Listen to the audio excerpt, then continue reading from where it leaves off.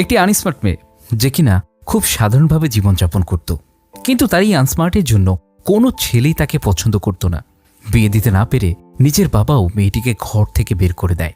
মেয়েটির শেষ পরিণতি কি? সে কি কোনো ছেলেকে বিয়ে করতে পারে, নাকি জীবনের সাথে যুদ্ধ করতে গিয়ে সে হেরে যায়? সেটা জানতে হলে দেখতে হবে সম্পূর্ণ এক্সপ্লেনেশনটি। বলছিলাম 2016 সালে রিলিজ হওয়া সনম তেরি কসম মুভিটির কথা। অসাধারণ এই রোমান্টিক মুভিটি অনেকেই দেখেছেন, তবে মুভিটি আমার দেখা সেরা একটি মুভি, যেটা আমি কোনো দিনও ভুলতে পারবো না। তো চলুন কথা না বাড়িয়ে অসাধারণ এই মুভিটির এক্সপ্লেনেশন শুরু করা যাক। শুধু একটাই অনুরোধ, চ্যানেলে নতুন হয়ে থাকলে চ্যানেলটি প্লিজ সাবস্ক্রাইব করে বেল আইকনে ক্লিক করে রাখুন, যেন আমার পরবর্তী গল্পটি আপনার কাছেই সবার প্রথমে যায়। গল্পের শুরুতেই আমরা ইন্দারকে দেখতে পাই, যে একটা বড় ধরনের মামলা জিতে আদালত থেকে বের হচ্ছে। ইন্দার হচ্ছে একজন প্রতিষ্ঠিত উকিল। বের হওয়ার সময় সাংবাদিকরা তাকে মামলা জেতার অনুভূতি সম্পর্কে জানতে চাইলে সে কোনো কথাই বলে না। গাড়িতে করে সে সরাসরি চলে আসে তার বাড়িতে, আর বাড়িতে এসে সে বাগানের একটা বড় ফুল গাছের নিচে এসে দাঁড়ায়, যে গাছের মধ্যে লেখা ছিল সরস্বতী পরিবার। এরপর আমাদের ফ্ল্যাশব্যাক দেখানো হয়, মানে ইন্দারের অতীতের জীবন কাহিনী। ইন্দার একা একটি ফ্ল্যাটে থাকে, আর তার উপরের ফ্ল্যাটে থাকে সরস্বতী ও তার পরিবার। সরস্বতীকে সবাই শারু বলে ডাকে। শারু খুবই সাধারণ এবং সহজ সরল একটা মেয়ে, আর একটু বেশি আনস্মার্ট, যার কারণে কোনো ছেলেই তাকে বিয়ে করতে চায় না। শারুর পরিবারে ছিল শারুর বাবা মা এবং তার ছোট একটি বোন, যার নাম হচ্ছে কাবেরী। একদিন শারু আর তার বাবা যখন অফিসে যাচ্ছিল, তখন তারা ইন্দার আর তার গার্লফ্রেন্ড রুবিকে ঘনিষ্ঠ অবস্থায় দেখতে পায়। এটা দেখে শারুর বাবা খুব রেগে যায় আর বলে, রাস্তার মাঝে এগুলো কি করছো?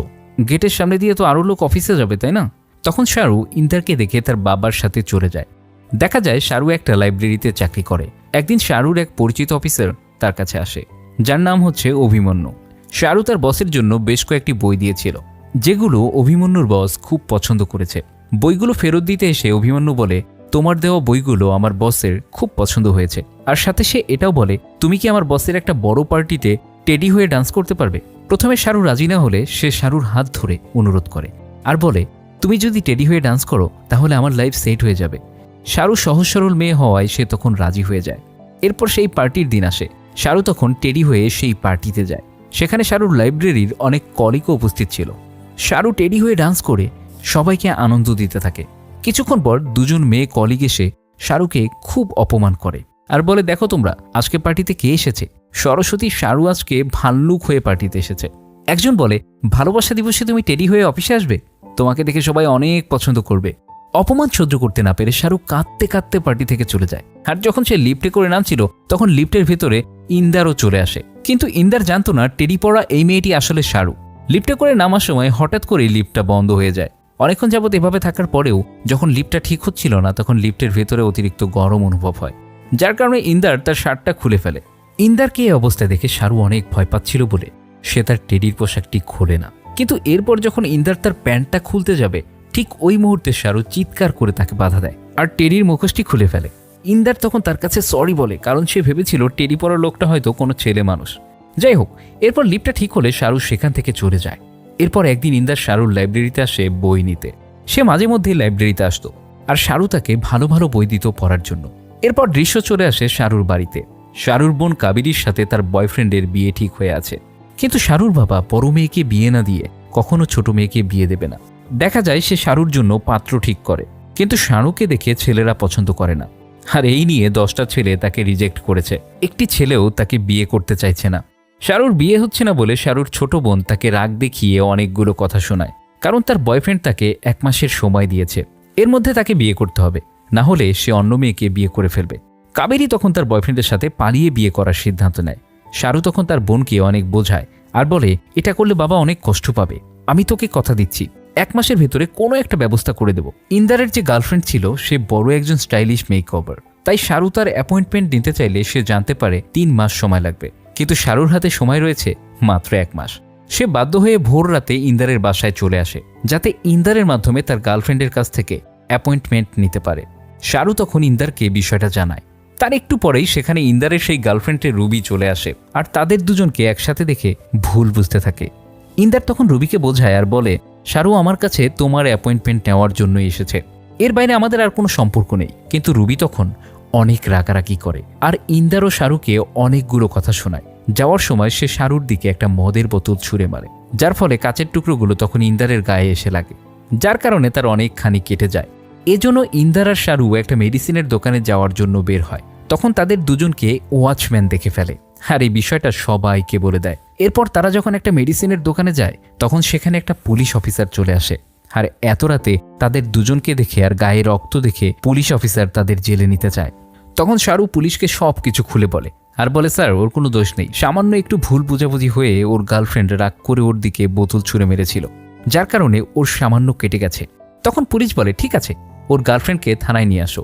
শাহরু বলে, ওর গার্লফ্রেন্ডকে থানায় নিয়ে গেলে ঝামেলা আরও বাড়বে, ওদের দুজনের সরি আই লাভ ইউ বলার জন্য দ্বিতীয়বার আর কোনো সুযোগ থাকবে না। এটা শোনা মাত্র পুলিশ অফিসার তাদের দুজনকে ছেড়ে দেয়, কারণ তার বউ তাকে বলেছিল দুনিয়াতে সরি আই লাভ ইউ এই দুটি জিনিসের গুরুত্ব অনেক বেশি। পরের দিন সকালে শাহরুর বাবা বাসায় ফিরে আসলে সবাই মিলে শাহরুর বাবাকে নিয়ে ইন্দারের রুমে যায়, আর তাদের দুজনকে এক বিছানায় দেখে ফেলে। তখন সেখানে থাকা লোকজনেরা তাদের দুজনকে নানা রকম কথা শোনায়। শাহরু তার বাবাকে বোঝানোর অনেক চেষ্টা করে, কিন্তু তার বাবা তার কোনো কথাই শোনে না। সে বাড়িতে ফোন করে জানায়, আমাদের মেয়ে মারা গেছে, সবকিছুর ব্যবস্থা করে নাও, তার শেষ কৃত্য করতে হবে। আর শাহরু তো মারা গেছে, তাই কাবেরীর বিয়েতেও আর কোনো বাধা রইল না।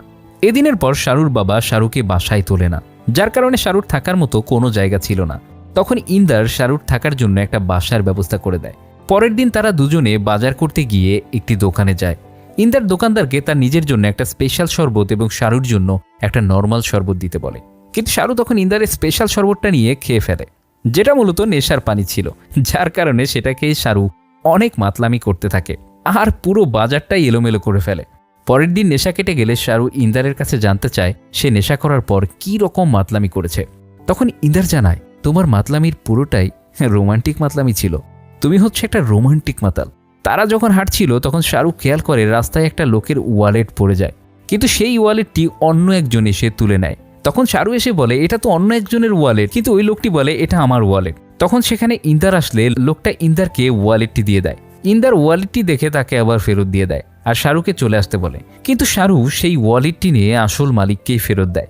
তারপর যখন সে ইন্দারের কাছে আসে তখন ইন্দার তাকে ধাক্কা দিয়ে ফেলে দেয় আর বলে, গেট লস্ট। রাতের বেলা এই ব্যাপারটা নিয়ে ইন্দারের অনেক মন খারাপ হয়, তাই সে সরি বলার জন্য শাহরুর বাসায় যায়, কিন্তু সে এসে দেখতে পায় শাহরু বাসায় নেই। তাই সে রাতের বেলা শাহরুকে এদিক ওদিক খুঁজতে থাকে। অনেক খোঁজার পর সে দেখতে পায় শাহরু রাস্তার পাশে মন খারাপ করে বসে আছে। ইন্দার বলে, তুমি বাসায় যাওনি কেন? শাহরু বলে, তুমি তো বলেছিলে গেট লস্ট, আর ওটা তো তোমারই বাসা, তুমি না করার পর আমি কিভাবে তোমার বাসায় যাই? তখন ইন্দার বলে, সরি। এটা শুনে শাহরু ইন্দারকে জড়িয়ে ধরে। বাসায় ফিরে আসার সময় ইন্দার বলে, সেদিনের ওই ওয়ালেটটি হচ্ছে আমার বাবার, আর আমি আমার বাবাকে খুব ঘৃণা করি। তখন শাহরু বলে, একবার সবকিছু মানিয়ে নিয়ে বুকে জড়িয়ে ধরে দেখো, সব কিছু ঠিক হয়ে যাবে। তখন ইন্দার বলে, আচ্ছা তোমার বাবাকে মানিয়ে নেওয়ার কি কোনোই উপায় নেই? তখন শাহরু বলে, যদি কোনো ব্রাহ্মণ আমাকে বিয়ে করে তবেই সম্ভব। ইন্দার বলে, তাহলে বিয়ে করে নাও। তখন শাহরু বলে, আমার মতো আনস্মার্ট ওল্ড ফ্যাশনের আন্টিকে কে বিয়ে করবে? তখন ইন্দার শাহরুকে নিয়ে মুস্তাকিন নামের একটা লোকের কাছে যায়, যে কিনা মেকওভার কিং নামে পরিচিত। দেখা যায় কিছুদিনের মধ্যেই শাহরু খুব স্মার্ট এবং স্টাইলিশ হয়ে যায়। তখন ইন্দার বলে, এখন আর তোমাকে কেউ আনস্মার্ট ওল্ড ফ্যাশন মার্কা আন্টি বলবে না। এরপর ইন্দার শাহরুকে নিয়ে তার বাবার কাছে যায়, কারণ এখন শাহরু অনেক স্মার্ট হয়ে গেছে, এখন তার বিয়েতে আর কোনো বাধা থাকবে না। শাহরু ইন্দারকে বলে, আমার বিশ্বাস আমাকে দেখলে আমার বাবা খুব খুশি হয়ে যাবে। কিন্তু শাহরু যখন হাসি মাখা মুখ নিয়ে তার বাড়িতে যায় তখন সে দেখতে পায় শাহরুর শেষকৃত্যের অনুষ্ঠান চলছে, অর্থাৎ হিন্দু ধর্মে মানুষ মরলে যে অনুষ্ঠান হয়। এটা দেখে শাহরু অনেক কান্না করে আর ইন্দারকে জড়িয়ে ধরে। ইন্দার এই বিষয়টি দেখতে পেয়ে নিস্তব্ধ হয়ে যায়। যাই হোক, শাহরু অনেক কান্না করে আর সেখান থেকে চলে আসে। ইন্দার বলে, তুমি এখন কি করবে শাহরু? শাহরু বলে, আমি লুজার না যে আমি হাল ছেড়ে দেব, আমি নতুন এক শাহরু হয়ে অফিসে যাব, আর তুমি আমাকে যে শাহরু বানিয়েছো এই শাহরুকে দেখে যদি কেউ পছন্দ করে এবং বিয়ের প্রস্তাব দেয় তাহলে আমি ইয়েস বলে দেব, আর বিয়ের পর বাবার কাছে আশীর্বাদ নিতে আসবো। তখন আমার বাবা ঠিক আমাকে জড়িয়ে ধরে আশীর্বাদ করবে। এটা বলতে বলতে শাহরু অনেক কান্না করে। এরপর থেকে শাহরু নতুন রূপে অফিসে যায়, আর তাকে এই রূপে দেখে সবাই অবাক হয়ে যায়। আর অভিমন্যু নামের সেই অফিসার শাহরুকে এভাবে দেখতে পেয়ে খুব আনন্দিত হয়, আর একদিন সে শাহরুকে বিয়ে করার প্রস্তাব দেয়। শাহরু ও অভিমন্যুকে বিয়ে করার জন্য রাজি হয়ে যায়, কারণ অভিমন্যু ছিল ব্রাহ্মণ শাস্ত্রীর। এরপর শাহরু এই বিষয়টি ইন্দারকে জানায় আর বলে, অভিমন্যু আমাকে বিয়ে করার জন্য প্রস্তাব দিয়েছে, আমি এখন কি করব? ইন্দার শাহরুকে বিয়েটা করে ফেলতে বলে, কিন্তু ইন্দারকে দেখলে বোঝা যায় সে আসলে শাহরুকে অনেক পছন্দ করে। তারপরেও শাহরুর জন্য সে সব কিছু মেনে নেয়। এরপর বিয়ের তারিখ সামনে চলে আসে, আর বিয়ের সব কাজে ইন্দার শাহরুকে সাহায্য করে।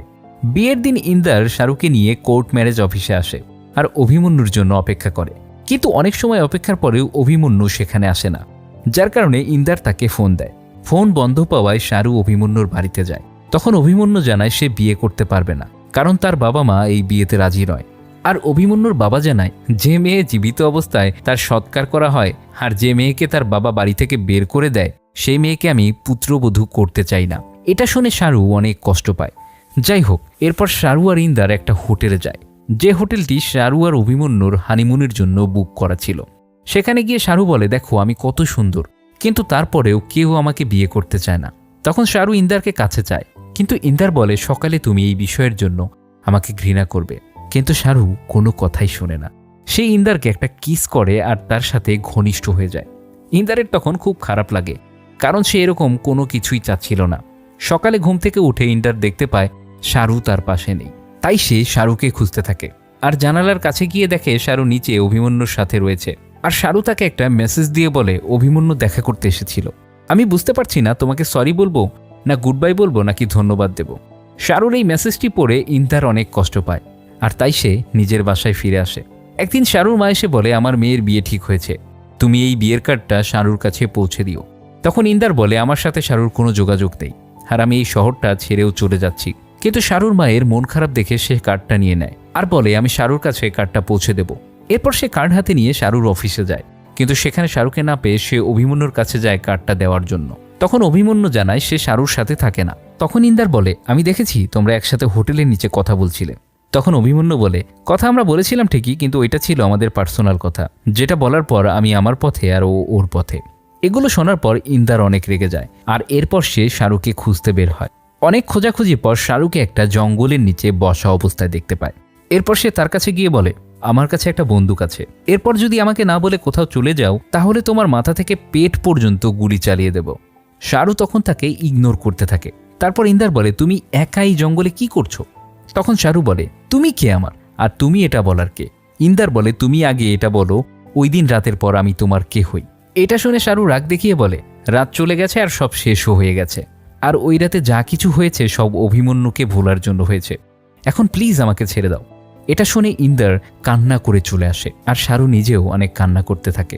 এরপর রাস্তায় এসে শাহরু ইন্দারকে জড়িয়ে ধরে অজ্ঞান হয়ে যায়। এরপর ইন্দার তাকে হসপিটালে নিয়ে যায়।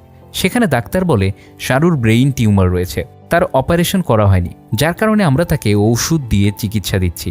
ডাক্তার ইন্দারকে বলে দেয় শাহরুকে যেন কোনোভাবেই মানসিক টেনশন না দেওয়া হয়, আর আমরা এই বিষয়টা তার হাজব্যান্ড অভিমন্যুকেও বলে দিয়েছি। এটা শোনা মাত্রই ইন্দার অভিমন্যুর কাছে আসে আর বলে শাহরুর ব্রেইন টিউমার দেখে তুমি ওকে বিয়ে করনি তাই না? তখন অভিমন্যু বলে আমি বিয়ে ভাঙার পর জানতে পেরেছি ওর ব্রেইন টিউমার হয়েছে, যার কারণে আমি সেকেন্ড চান্সের জন্য তার কাছে গিয়েছিলাম, কিন্তু সে আমাকে তার রোগের জন্য বিয়ে করেনি। তারপর ইন্দার বলে তাহলে এটা আমাকে জানাওনি কেন? তখন সে বলে কারণ ও আমাকে প্রমিস করিয়ে নিয়েছিল যাতে আমি এই বিষয়টা তোমাকে না জানাই। তারপর ইন্দার সেখান থেকে শাহরুর কাছে ফিরে আসে আর শাহরু কিছুটা সুস্থ হলে সে শাহরুকে সারপ্রাইজ দেওয়ার জন্য একটা জায়গায় নিয়ে যায়, যেখানে লাইভ টেলিকাস্টে শাহরু তার বোন কাবেরীর বিয়ে দেখতে পায়। আর ওই দিন ইন্দার শাহরুকে বিয়ে করার প্রস্তাব দেয়, কিন্তু শাহরু বলে এটা কোনোদিনও সম্ভব না, কারণ না আমি তোমার প্রথম পছন্দ না আমি তোমার বেস্ট চয়েস। এটা শুনে ইন্দার বলে আমি একমাত্র তোমাকেই ভালোবাসি। ঠিক ওই মুহূর্তে শাহরুর নাকে রক্ত আসে আর ইন্দার তাকে হসপিটালে নিয়ে যায়। এরপর ইন্দার শাহরুর বাসায় আসে আর দেখতে পায় শাহরুর ছবির উপরে মালা টাঙানো, যেমনটা মৃত মানুষের ছবির উপর করা হয়। এটা দেখে ইন্দার অনেক রেগে যায় আর ছবি থেকে মালা টান দিয়ে ছিঁড়ে ফেলে। তখন শাহরুর বাবা এসে তাকে একটা থাপ্পড় মারে, কিন্তু তবুও ইন্দার বলে দেয় এই ছবিতে আর কখনো ফুল দিবেন না, আর যদি আবারও ফুল দেন তাহলে আমি আবারও আসবো থাপ্পড় খেতে। আর এ কারণে শাহরুর বাবা সহ সবাই মিলে ইন্দারের নামে থানায় কমপ্লেন করে, যার কারণে পুলিশ অফিসার এসে সকালে তাকে ধরে নিয়ে যায়। আর ওইদিকে শাহরু হাসপাতালে বসে ইন্দারের জন্য অপেক্ষা করছিল। ইন্দার পুলিশ অফিসারের কাছে ফোন চায় শাহরুর সাথে কথা বলার জন্য, কিন্তু পুলিশ তাকে ফোন দেয় না, উল্টো তাকে লকআপে ভরতে চায়। তখন ইন্দার সেখান থেকে দৌড়ে পালিয়ে যায়। আর এদিকে শাহরু ইন্দারকে খুঁজতে খুঁজতে লাইব্রেরিতে চলে আসে আর ইন্দারের প্রতিটি বই দেখতে থাকে। প্রতিটি বইয়ের ভেতরেই একটি করে চিরকুট ছিল, যেখানে শাহরুর প্রতি ইন্দারের ভালোবাসার কথা লেখা ছিল। সেখানে একটা চিরকুটে লেখা ছিল আজ লিফটে একটা মেয়েকে দেখছিলাম, যে মেয়েকে দেখে মনে হলো আমি আমার জীবনের সেরা পছন্দের মানুষটার দেখা পেয়ে গেছি। যে মেয়ে কান্না করে আমি তাদের থেকে দূরে থাকি, কিন্তু তুমি যখন কান্না করো তখন তোমাকে কিস করতে ইচ্ছে করে। শাহরুখ তখন বুঝতে পারে ইন্দার তাকে প্রথম থেকেই পছন্দ করত। এদিকে পুলিশ ইন্দারকে ধরে ফেলে আর বলে, তুই পালাচ্ছিস কেন? সরি নাকি আই লাভ ইউ বলার জন্য? ইন্দার সব কিছু খুলে বললে পুলিশ তাকে 10 মিনিট সময় দেয় শাহরুর সাথে দেখা করার জন্য। ইন্দার তখন এক দৌড়ে শাহরুর কাছে আসে আর বলে, সরি, আমি আসতে দেরি করে ফেলেছি।